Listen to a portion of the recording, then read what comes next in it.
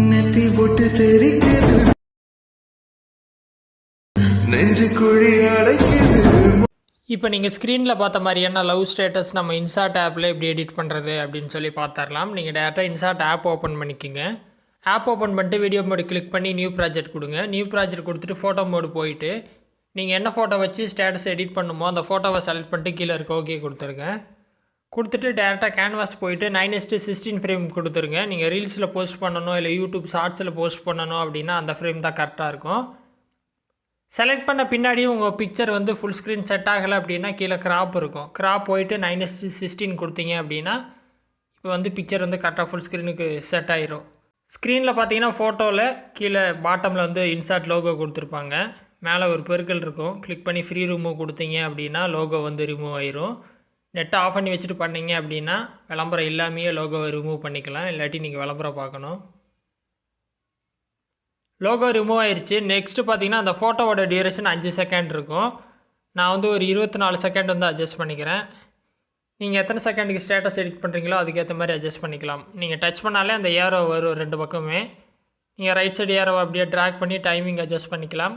Next data PIP அப்படின்னு சொல்லிட்டு ஒரு மோடு இருக்கும். அதை கிளிக் பண்ணிட்டு வீடியோ மோட் செலக்ட் பண்ணிடுங்க. நான் வந்து ஒரு பார்ட்டிக்கல் மூவிங் டெம்ப்ளேட் வந்து ஆட் பண்ண போகிறேன். இதோட லிங்க் பார்த்தீங்கன்னா வீடியோ டிஸ்கிரிப்ஷனில் இருக்கும். இதை ஓப்பன் பண்ணி ஃபுல் ஸ்க்ரீன் ஜூம் பண்ணி வச்சுட்டு கீழே பிளெண்ட் இருக்கும். பிளெண்டு போயிட்டு லைட்டுன்னு கொடுத்துருங்க. ஃபுல் வீடியோக்கும் இந்த டெம்ப்ளேட் வந்து ஆட் ஆகிரும். சரியா? ஸோ டெம்ப்ளேட் ஆட் பண்ணிட்டு டேரெக்டாக லிரிக்ஸ் ஆட் பண்ணிக்கலாம். நான் பார்த்தீங்கன்னா பிளாக் ஸ்க்ரீன் லிரிக்கல் ஸ்டேட்டஸ் தான் யூஸ் பண்ணுறேன். யூடியூப்லேருந்து எடுத்தது. இதே மாதிரி ஸ்டேட்டஸ் நீங்கள் யூடியூப்லேருந்து எடுத்துக்கலாம். ஸோ இந்த சாங்கு தான். ஸோ சாங்கை ஓப்பன் பண்ணிட்டு கொஞ்சம் ஜூம் பண்ணி வச்சுட்டு உங்களுக்கு ஸ்க்ரீனில் எந்த இடத்துல வேணுமோ மூவ் பண்ணி வச்சுட்டு கீழே பார்த்தீங்கன்னா பிளெண்டு இருக்கும். பிளெண்டு போயிட்டு ஸ்க்ரீன் கொடுத்துருங்க. இப்போ பார்த்தீங்கன்னா லிரிக்ஸ் ஆட் ஆயிரும். உங்களுக்கு டெக்ஸ்ட் கரெக்டாக எந்த இடத்துல வேணுமோ அங்கே மூவ் பண்ணி வச்சுக்கோங்க. அது மட்டும் இல்லாமல் எங்கே வச்சா நல்லா தெரியுமோ அந்த இடத்துல வச்சிங்க அப்படின்னா டெக்ஸ்ட்டு நல்லா பிரைட்டாக ஸ்டேட்டஸில் தெரியும். ஸோ பார்த்தீங்கன்னா எனக்கு இந்த இடத்துல அந்த கொடை மேலே வச்சா நல்லா பிரைட்டாக தெரியுது. வேறு எங்கேயாச்சும் வச்சேன்னா பார்த்தீங்கன்னா அந்தளவுக்கு பிரைட்டாக இருக்காது. ஸோ அதனால் நான் மேலே வச்சுக்கிட்டேன். ஸோ இந்த மாதிரி எடிட் பண்ணிட்டீங்க அப்படின்னா மேலே சேவ் இருக்கும். மறுபடியும் சேவ் கொடுத்தீங்க அப்படின்னா வீடியோ சேவ் ஆக ஆரம்பிச்சிடும். 100% முடிஞ்சோடனே கேலரிக்கு வீடியோ வந்துடும்.